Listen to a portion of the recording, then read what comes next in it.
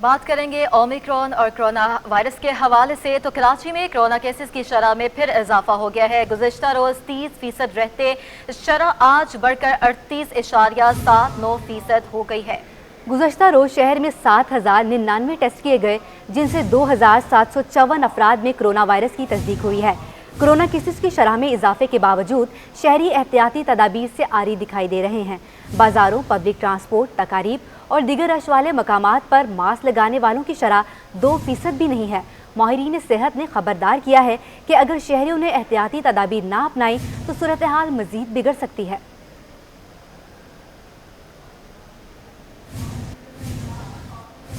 सिंध के director health अकरम सुल्तान कहते हैं, कोरोना की 5वीं लहर शहर में बहुत तेजी से फैल रही है। हुकूमत की जानिब से पाबंदियां इसी वजह से लगाई जा रही हैं कि लोग किसी वैक्सीनेशन ना करवाएं और इससे बीमारी से बच सकेंगे। मजीद इनका क्या कहना था, आइए सुनते हैं। ये फैल रहा है, लेकिन हमारे पास रिजर्व स्टाफ और सारी चीज़ें मौजूद हैं, क्योंकि बहुत बड़े पैमाने पे कोरोना की अरेंजमेंट की गई है कि एक आदमी अगर नॉर्मल सिस्टम में दवाई लेना चाहे और वैक्सीनेटेड नहीं है तो पहले तो उसको परहेज़ होना चाहिए, नहीं वैक्सीनेशन होनी चाहिए, तब उसको बचाव होना चाहिए, तब तो वह दवाई ले। ऐसी दवाई का क्या फ़ायदा जिसको पहले ही कोरोना हुआ या वैक्सीनेट नहीं हुआ। तो उस चीज़ को प्रमोट करने के लिए ऑर्डर है कि ऐसे लोगों को प्रेफरेंस नहीं दिया जाएगा होटलों में, बस स्टॉप में, सिनेमाज में, ओपीडीज़ में, जो कि वैक्सीनेटेड नहीं हैं, just to promote the vaccination. आपको बताएं, पीटीआई के रुकन कौमी assembly Aftab Siddiqui corona virus का शिकार हो गए हैं। आफ्ताब सदीकी ने रिपोर्ट मुस्बत आने पर खुद को करंतना कर लिया है। पीटीआई के रुकन कौमी assembly Aftab Siddiqui corona virus का शिकार हो गए हैं। आफ्ताब सदीकी ने रिपोर्ट मुस्बत आने पर खुद को करंतना कर लिया है।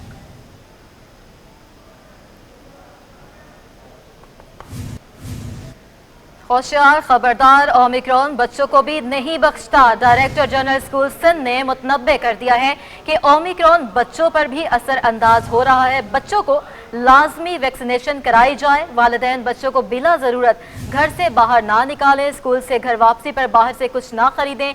डीजी स्कूल सिंध का वालिदैन के लिए हिदायतनामा जारी कर दिया गया है।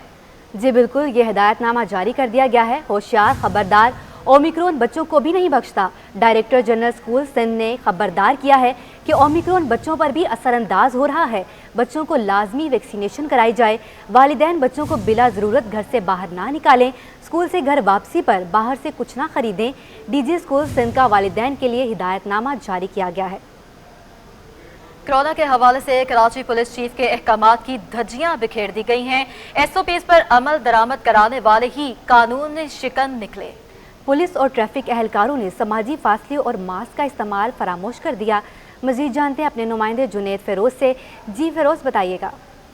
बिल्कुल, मुल्क भर में कोरोना के बढ़ते हुए केसेस के पेश नज़र NCOC ने जो है शहरियों को एहतियाती तदाबीर इख्तियार करने की जो हिदायत जारी की है, जिसके बाद शहरी तो एहतियाती तदाबीर में इख्तियार करते नज़र नहीं आते। इसके साथ साथ कराची पुलिस के जो जवान हैं और ट्रैफिक पुलिस के एहलकार हैं वो कुछ तो है हमें फॉलो करते हुए नज़र आए, मगर इससे ज़्यादा जो है हमें बेहतियाती करते नज़र आए। इस वक्त शारा फैसल पर मौजूद है, ट्रैफिक पुलिस के एहलकार भी हमारे साथ यहाँ मौजूद है और हम आप देख सकते हैं कि ट्रैफिक पुलिस के जो एहलकार हैं कुछ ने जो मास्क लगाए हुए हैं, समाजी फासला अख्तियार किया हुआ है, मगर कुछ जो है पुलिस एहलकार न समाजी फासले को अख्तियार कर रहे हैं, ना जी जो मास्क लगा रहे हैं। हिदायत जारी की गई थी कराची ट्रैफिक पुलिस को और पुलिस के जवानों को कि लाजमी तौर पर कराची के शाहरा पर जब ड्यूटी सर अंजाम दें तो मास्क का जो लाजमी इस्तेमाल करें और जब किसी शहरी से बात करें तो मास्क का इस्तेमाल लाजमी हो। मगर हम देख रहे हैं कि उसको भी जो है वो SOPs को बाला ताक रख दिया गया है। कुछ मकामात पर जो है वो फॉलो तो किया जा रहा है, मगर अक्सरियत मकामात पर जो है ट्रैफिक पुलिस और कराची पुलिस के जवान हैं वो इस हुक्मनामे को बाला ताक रखे हुए हैं। मुकम्मल तौर पर जो अमल दरामद हम कह सकते हैं कि नहीं हो रहा है। शहरियों के साथ साथ ट्रैफिक पुलिस और कराची पुलिस के जवान हैं वो भी जो है SOPs को अमल दरामद करते नजर नहीं आते। NCOC ने वादे तौर पर कहा है कि कराची में जो है वो ओमिक्रॉन और कोरोना वायरस के जो केसेस है वो शहरियों का एहतियाती तदाबीर जो है। जुनेद, आपका बहुत शुक्रिया। शहर के सबसे बड़े वैक्सीनेशन मरकज़ के अमले की हड़ताल दूसरे रोज भी जारी है। तनख्वाहों की अदम फराहमी पर एक्सपो सेंटर के कोरोना वैक्सीनेशन सेंटर के अमले ने एहतजाजन काम छोड़ दिया है। कंप्यूटराइज डाटा एंट्री ना होने के बायस डॉक्टर्स ने कागज पर इंदराज करके काम शुरू कर दिया है। मज़ीद जानते हैं हमारे नुमाइंदे वाजिद रज़ा इस्फहानी से जो वहां पर मौजूद हैं।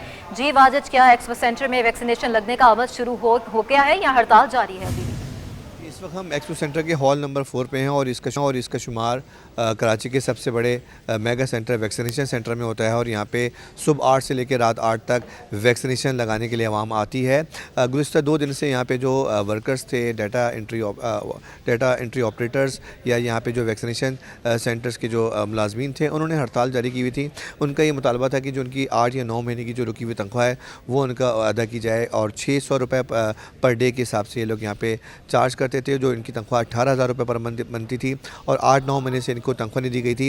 ये 6ठी बार स्ट्राइक पर आए हैं। इनको कहा गया था कि जी अपना काम जारी रखें, इनको 2 से 4 दिन में तनख्वाह मिल जाएगी, लेकिन उन्होंने अपनी हड़ताल जारी रखी। आज जब सिटी 21 की टीम यहाँ पे पहुँची तो वैक्सीनेशन सेंटर के जो इंचार्ज हैं डॉक्टर राजकुमार, उन्होंने खुद मीडिया को देखते हुए, सिटी 21 को देखते हुए मैनुअल एंट्री करना शुरू कर दी। लेकिन जब वो पहले सिस्टम पर बैठे कंप्यूटर पर तो उनको पासवर्ड नहीं था।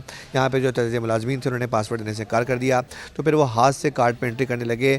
उनका ये कहना है कि जो हाथ से एंट्री की जा रही है इसको नातरा में हम बाद में रिकॉर्ड कर देंगे। इस वक्त आप देख सकते हैं कि इस वक्त आवाम की बड़ी तादाद जो है यहाँ पे वैक्सीनेशन करवा रही है और एक तरफ 2 लाइनें हैं यहाँ पर, जहाँ पे एक तरफ तो जो हैं जो अपनी पहली और दूसरी वैक्सीनेशन डोज कर रहे हैं, जबकि दूसरी लाइन जो है वो बूस्टर डोज की है। एहतजाजी मुलाजमीन बस सूर एहतजाज पे हैं, वो काम नहीं कर रहे हैं और डॉक्टर राजकुमार जो हैं वो अपने साथियों के साथ ये एंट्रीज़ कर रहे हैं। उनका कहना है कि 2-4 दिन के अंदर जब आएगी एंट्री सैलरीज़ तो इन मुलाजमीन को दी जाएगी। हमारे कुछ देर पहले डायरेक्टर हेल्थ कराची डॉक्टर अकरम सुल्तान से भी बात हुई थी। उन्होंने कह रहा हूँ कि किसी तरह से इनकी तनख्वाह जल्द अज जल्द आ जाए। बहुत शुक्रिया वाजिद हमें अपडेट करने का। पाकिस्तान के टेक्सटाइल सेक्टर ने बरामदात में नए रिकॉर्ड कायम कर दिए हैं। रवा माली साल 6 माह में टेक्सटाइल सेक्टर की बरामदात 26% इजाफे से 9 अरब 40 करोड़ डॉलर की रिकॉर्ड सतह पर पहुँच गई है। इस हवाले से मजीद जानते हैं अशरफ खान से। जी अशरफ, बताइएगा।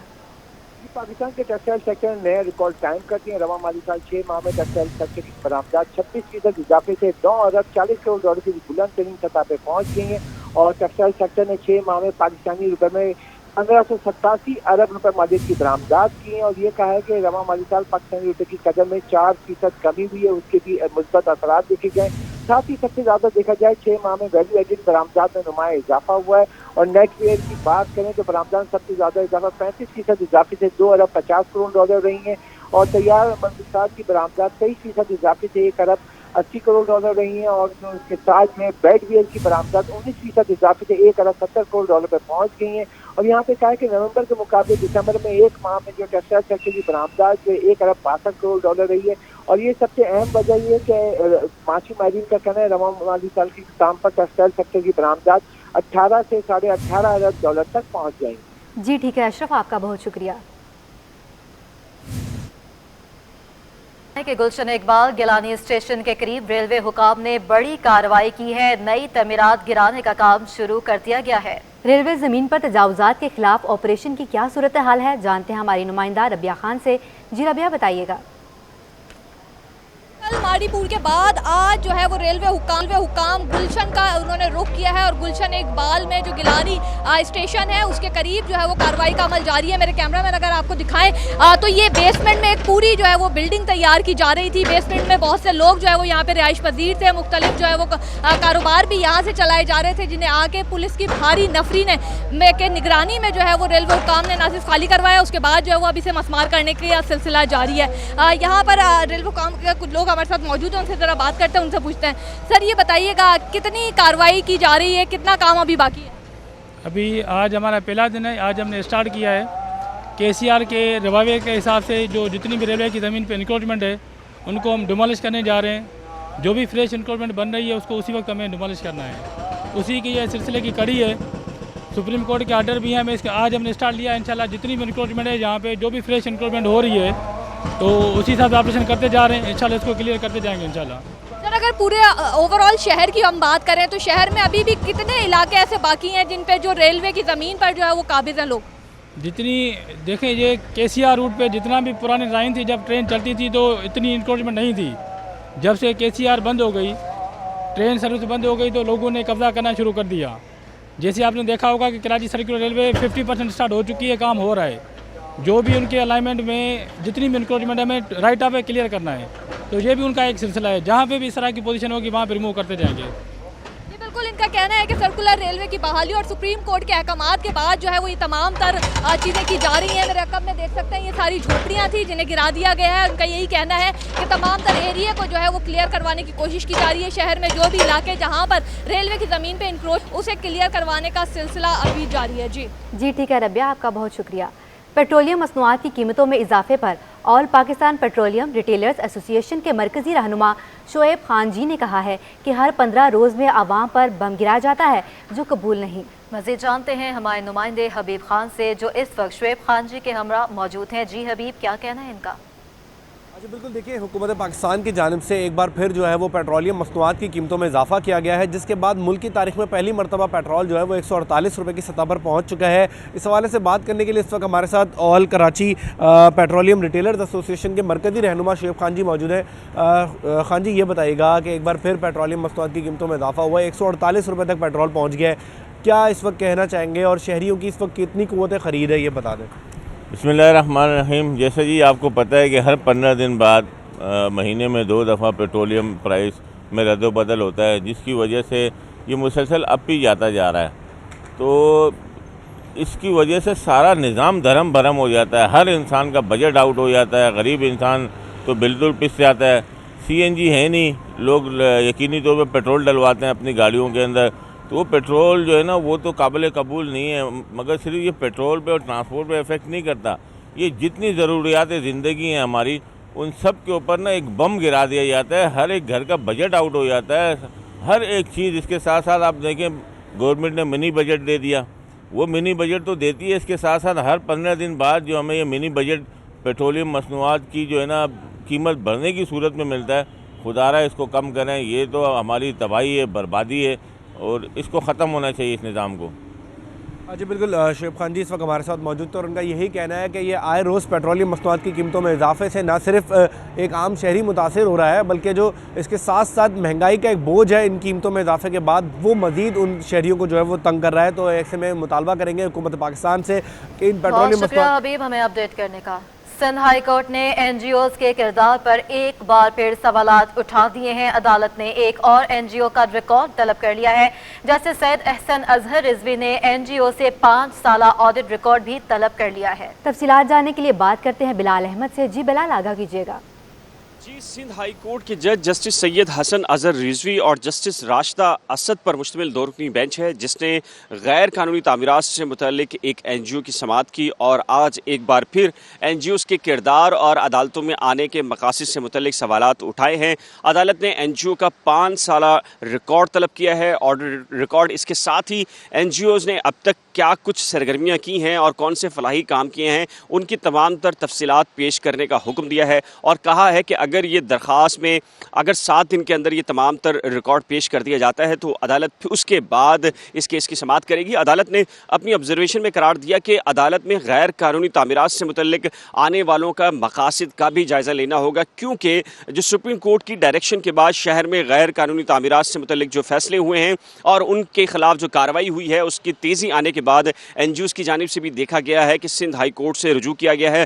ताहम मुतअद्दिद दरख्वास्तों में सिंध हाई कोर्ट अपनी ऑब्जर्वेशन में ये करार दे चुकी है कि जो NGOs का इस्तेमाल है वो ब्लैक मेलिंग के लिए किया जाता है और उसका मकसद रेट बढ़ाना होता है। लिहाजा सिंध हाई कोर्ट को अगर कोई ऑर्डर जारी करना है तो उससे पहले जो NGOs आने वाली हैं उनका ये जायज़ा लेने की ज़रूरत है कि उनके मकासद क्या हैं। अदालत ने इस केस की समाअत को 7 दिन के लिए मुलतवी किया है और NGO का तमाम तर जो रिकॉर्ड है बिलाल, आपका बहुत शुक्रिया। बड़े आपको बताया कि सिंध काबीना ने CPLC रूल्स 2022 की मंजूरी दे दी। सिंध काबीना ने रेंजर्स के एंटी टेररिज्म के पावर में मजीद 90 दिन बढ़ाने की मंजूरी दे दी है। रेंजर्स के पावर एंटी टेररिज्म एक्ट के तहत इख्तियारात 23 दिसंबर 2021 को खत्म हो गए थे। मजीद जानते हैं अपने नुमाइंदे इक़्तिदार अनवर से। जी इक़्तिदार, बताइएगा।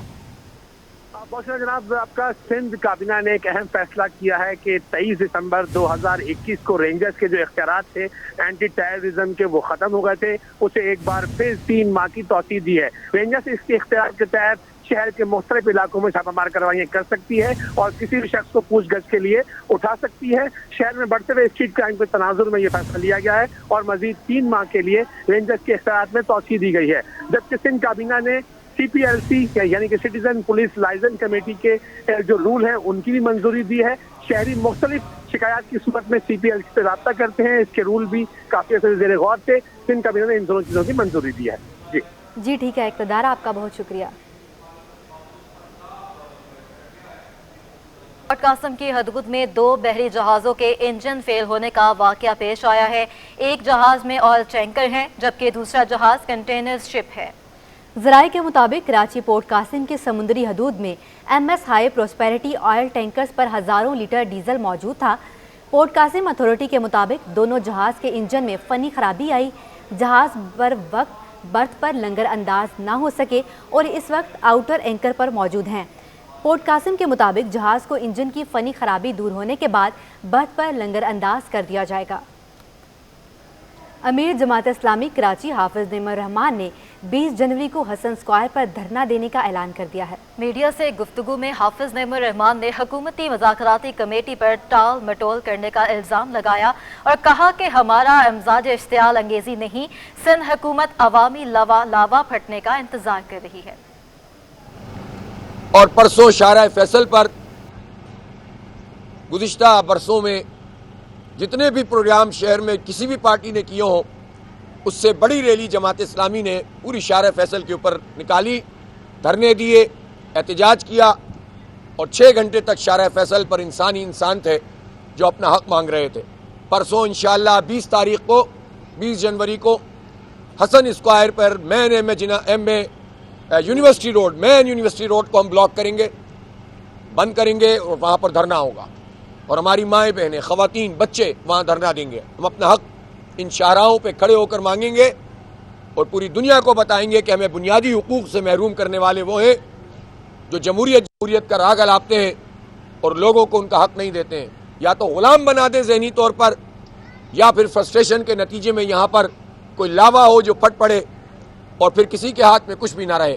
जमात इस्लामी ये चाहती है कि अवामी शऊर को बेदार करके और इस पूरे हक की इस तहरीक को एक अवामी तहरीक बनाकर हम अपना हक वापस ले लें। सदर असम्बली के बाहर जमात इस्लामी के तहत सिंध के नए बल्दियाती कानून के खिलाफ एहतजाज और धरना मुसलसल 19वें रोज भी जारी है। सिंध हुकूमत और जमात इस्लामी में मुज़ाकरात का दूसरा दौर आज होगा। 14 जनवरी के मुज़ाकरात के बाद सिंध हुकूमत ने 2 दिन बाद दूसरे दौर का कहा था। सूरत हाल क्या है, धरने में मौजूद अपने नुमाइंदे इक़्तिदार अनवर से जान लेते हैं। इक़्तिदार बताइएगा। जनाब, आपका सिंध असम्बली के बाहर जमात इस्लामी के धरने का 19वें रोज़ और आज सूरत हाल ये है कि जमात इस्लामी तैयार है और हुकूमती मुज़ाकराती जो टीम है वो मुज़ाकरात से फ़रार है। कल भी इस बात का एहतमाम किया गया था कि बातचीत होगी, लेकिन फिर कहा गया कि कुछ वज़रा जो है वो अभी तक पहुँचे ही नहीं है, इसलिए ये मीटिंग नहीं होगी। जमात इस्लामी अब एग्रेसिव मूड में है, मुख्तलिफ मकामात पर धरना देने की कॉल उसने दी है। हमारे साथ मौजूद हैं जनरल सेक्रेटरी कराची मुनीम जफर साहब। इनसे पूछते हैं कि लगता है ऐसा है कि अब हुकूमत जो है वो राह फरार में है, मुज़ाकरा करना नहीं चाहती, अब अगली स्ट्रेटजी क्या होगी आपकी? बिस्मिल्लाहिर्रहमानिर्रहीम। हमारा ये धरने का 19वां रोज़ है और बाइख्तियार शहरी हुकूमत का क़याम कराची के दायरे कराची को वापस लौटाने और इस काले कानून के ख़ात्मे तक हमारी जद्दोजहद जारी है। हमारी स्ट्रेटजी कल भी ये थी कि हम पुरअमन जमहूरी आइनी तरीका इख्तियार करते हुए यहाँ धरना दिए बैठे हैं। परसों हमने अल्हम्दुलिल्लाह शाहराह फैसल पर 6 घंटे हमने मार्च भी किया है, रैली भी निकाली है, धरना भी दिया है और अपने जमहूरी हक़ को हमने इस्तेमाल किया और हमने बताया है कि अहले कराची इस पूरी जद्दोजहद के साथ हैं, अपने खोए हुए हुकूक की बहाली के लिए हमारे साथ खड़े हैं। इसी तरह परसों इंशाअल्लाह ख़वातीन का एक बहुत बड़ा जो है वो मार्च होने जा रहा है जो हसन पर 20 जनवरी को इंशाअल्लाह ख़वातीन का एक बहुत बड़ा मार्च 3 बजे हसन स्क्वायर पे होने जा रहा है जो नेशनल सेशन भी कर रहे हैं। तो हमारी जद्दोजहद जारी है, हम यहाँ बैठे हैं, जिसको बात करना है उसके लिए हमारे दरवाजे कल भी खुले थे, आज भी खुले हैं और अगर आप बात नहीं करना चाहते तो लोग आपसे सवाल करेंगे कि ये लोग क्यों बैठे हैं असेंबली के बाहर। इसका जवाब पीपल्स पार्टी को देना पड़ेगा कि जिस तरह आपने इख्तियारात जब्त किए हुए हैं, आपने हक छीना हुआ है, आपको हक वापस देना पड़ेगा, वरना लोग आपसे सवाल करेंगे। ठीक है, ये तो मुनीम जफर साहब जो कि बता रहे थे कि उनकी स्ट्रेटजी अब तब्दील हुई है। 20 तारीख को ख़वातीन का एक धरना देने जा रहे हैं और जमात इस्लामी मुज़ाकरात के लिए तैयार है। हुकूमत मुज़ाकरात करे या ना करे, वो यहाँ बैठे हुए हैं, अपने मुतालबात की मंजूरी तक यहीं बैठे रहेंगे। जी ठीक है इक़्तिदार, आपका बहुत शुक्रिया।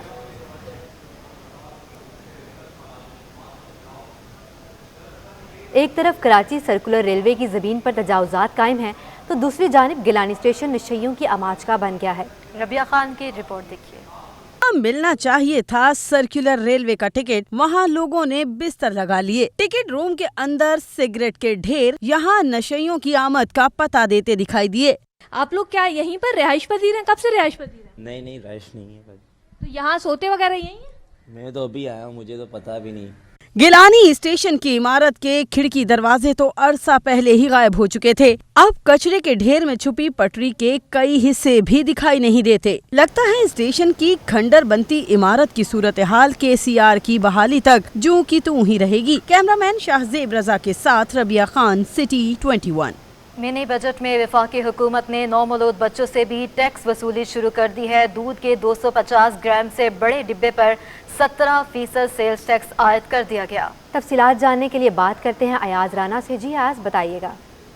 जी बिल्कुल, वफाकी हुकूमत की जानिब से जहां मिनी बजट के अंदर नामौलूद बच्चों से टैक्स लेने का जो एक नया जो है वो बजट पास किया, जिसके अंदर कहा गया है कि 200 और 250 ग्राम का जो दूध है उसके ऊपर तो सेल टैक्स नहीं है, लेकिन उससे जो बड़े डब्बे होंगे फार्मूला दूध, उसके ऊपर जो है वो 17% का टैक्स लगेगा। इस वक्त मेरे साथ शदाब मौजूद हैं, उनसे जानते हैं जो कि इस कारोबार से मुंसलिक हैं। क्या इस वक्त जो दूध के डब्बे हैं उनकी कीमतों में इजाफा हो गया है? तकरीबन 200 से 250 रुपये इजाफा हुआ है।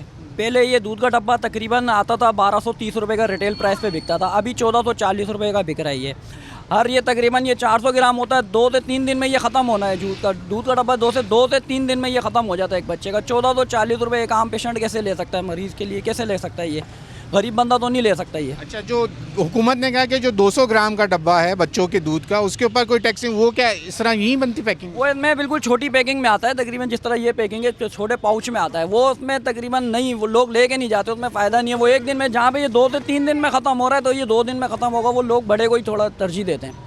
ठीक, जैसे कि शदाब का बोलना यही है कि हुकूमत की जानिब से जो ये बच्चों का दूध है उसके ऊपर जो टैक्स लिया जा रहा है, तकरीबन हर डब्बे के ऊपर 250 से 300 रुपये का इजाफा कर दिया गया, जो कि 200 ग्राम और 250 ग्राम है। जो उसके छोटे पाउच होते हैं वो 1 से 2 दिन में ख़त्म हो जाते हैं। जो बड़े डब्बे हैं तकरीबन 5 दिन तो चलते हैं, लेकिन उसके ऊपर टैक्स जो है वो 17%। बहुत शुक्रिया। FBR के IRIS सिस्टम में मुश्किलात के मुतालिक कराची टैक्स बार एसोसिएशन ने FBR को ख़त लिख दिया है। सदर tax bar association Zeeshan merchant कहते हैं FBR जल्द सिस्टम को फ़ाल बनाएगा। तफसीलात हबीब खान की रिपोर्ट में। FBR के IRIS सिस्टम में मुश्किलात, कराची टैक्स बार एसोसिएशन ने FBR को खत लिख दिया। सदर Karachi tax bar association Zeeshan merchant का कहना है कि सिंगल सेल्स टैक्स रिटर्न में टैक्स दहंदगान को मसाइल का सामना है। टाइमलाइंस हैं FBR के रिटर्न्स फाइल करने की, जिसमें 10 तारीख तक जो है वो एनेक्स्चर C जो सेल्स का एनेक्स्चर होता है वो फाइल करना होता है। आज तक वो लोगों का फाइल नहीं हो सका। इसी तरह से 15 तारीख जो है वो पेमेंट करने की डेट होती है, वो भी पास हो गई। ज़िशान मर्चेंट का कहना है कि रजिस्टर्ड अफराद के लिए नील रिटर्न फाइल करने का ऑप्शन भी मौजूद नहीं है। वैल्यू एडिशन टैक्स और POS के भी मसाइल हैं। स्टेक होल्डर्स को डेमो शामिल किया जाता तो मसाइल में कमी होती। पहले से ही इसको टेस्ट रन किया जाता और इसको इम्प्लीमेंट करवाया जाता, चीज़ों को बग्स रिमूव किया जाते तो आसानी होती। टैक्स बार एसोसिएशन का कहना है कि IRIS सिस्टम को बग हटाए बगैर लगा दिया गया है। FBR इन मसाइल का जल्द हल निकाले ताकि रजिस्टर्ड अफराद को आसानी हो। कैमरामैन सज्जाद रईस के हमरा हबीब खान, सिटी 21। कराची किंग्स का ट्रेनिंग कैंप जारी है। मोहम्मद आमिर, अमाद वसीम और शर्जील खान एक्शन में। वसीम अकरम की कोचिंग में खिलाड़ी बैटिंग, बॉलिंग और फील्डिंग की प्रैक्टिस कर रहे हैं। इस बारे में तफसीलात हासिल कर लेते हैं महमूद रियाज से। जी महमूद, बताइएगा। PSL 7 के लिए जोशो खरोश जारी है और कराची किंग्स ने सबसे पहले मेला सजा दिया है। कराची के नेशनल बैंक स्पोर्ट्स कॉम्प्लेक्स में कराची किंग्स का प्रैक्टिस सेशन जारी है। इस वक्त हमारे पीछे अगर देखें तो शर्जील खान, जिनकी के बड़ी अरसे बाद वापसी हुई है, वो यहाँ पर इस वक्त फुटबॉल खेल रहे हैं। और पाकिस्तान के स्टार बॉलर मोहम्मद आमिर जो हैं वो भी इस वक्त फुटबॉल खेल रहे हैं। उमैद आसिफ भी इनकी टीम का हिस्सा है, जबकि इनके मेंटोर और हेड कोच वसीम अकरम जो हैं वो भी ग्राउंड में मौजूद हैं। इसके अलावा जो गैर मुल्की कोचेज़ हैं वो भी मौजूद हैं। तो यकीनन कराची किंग्स ने PSL की तैयारियों का आगाज़ कर दिया है। कराची के जो नेशनल बैंक स्पोर्ट्स कॉम्प्लेक्स है वहाँ पर समुंदर के किनारे बड़ी खूबसूरत जगह है, जहाँ पर इस टाइम बड़े अच्छे माहौल के अंदर जो है वो कराची किंग्स वाले जो वो प्रैक्टिस कर रहे हैं। यकीनन कराची किंग्स कराची की टीम है तो लोगों की बड़ी तवक्कुआत इनसे वाबस्ता है और सबसे ज़्यादा लोगों को जोशो खरोश है कि कराची किंग्स और लाहौर कलंदर जो है वो मद्दे मुकाबिल हों। तो अब बाकी जो है कि अब 27 जनवरी को ये मेला सजेगा, उससे कबल जो है कराची किंग जो है उसके खिलाड़ी जो हैं, आज जो है जो कराची किंग्स के कप्तान है बाबर आजम, वो भी उनकी आमद मतवक्को है, जिसके बाद वो भी जो है वो इस कैंप को जी ठीक है महमूद, आपका बहुत शुक्रिया। इंटर कॉलेजिएट गेम्स के district east girls football tournament में PHCHS कॉलेज ने जान मोहम्मद बरूही कॉलेज गुलशन इमामार को 2 गोल से शिकस्त देकर इवेंट जीत लिया है। मजीद तफसीलात बता रहे हैं हमारे नुमाइंदे जावेद इकबाल। जी जावेद, आगाह कीजिएगा।